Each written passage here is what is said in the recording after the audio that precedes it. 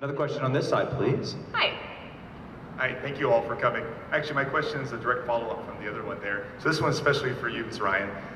In the episode where the doctor was downloaded into your implants, and you had to then portray him.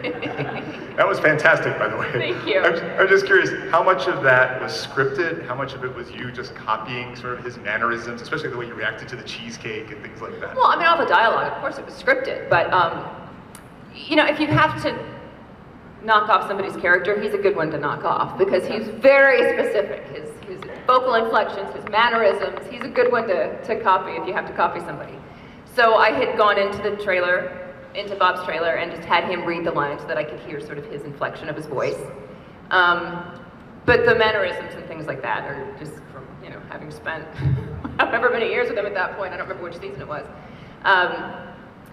But yeah, he was a fun character to play.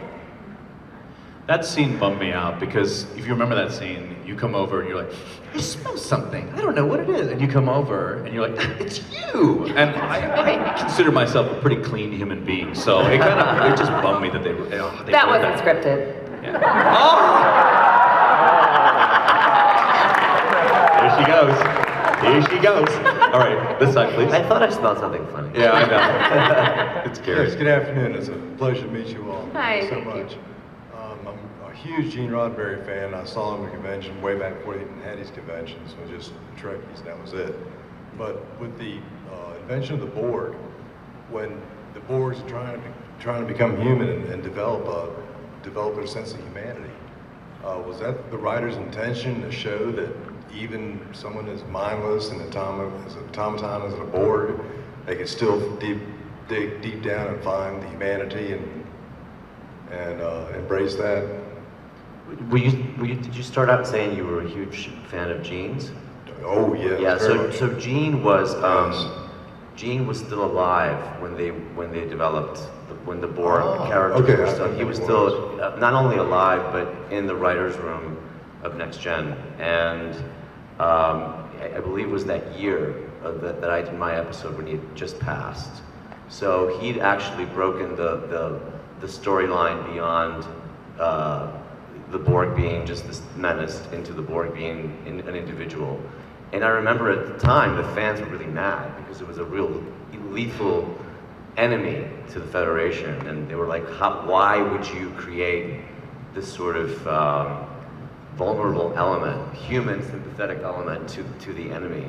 Really? Yeah, absolutely. The fans were up in arms. Did any of you get upset about that? There were a lot of fans that wrote blogs or whatever they were back then, I guess, typewritten.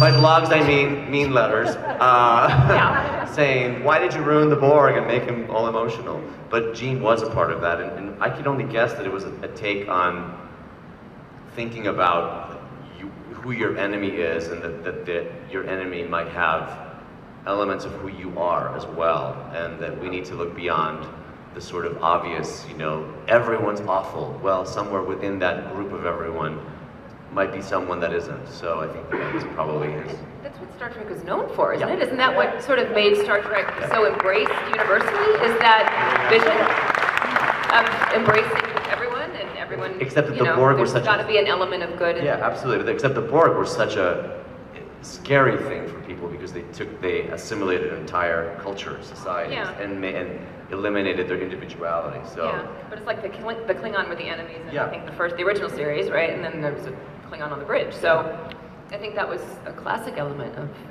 of Star Trek. Yeah. I mean, not that I'm the expert, but I'm pretty sure that's what I've heard over the years.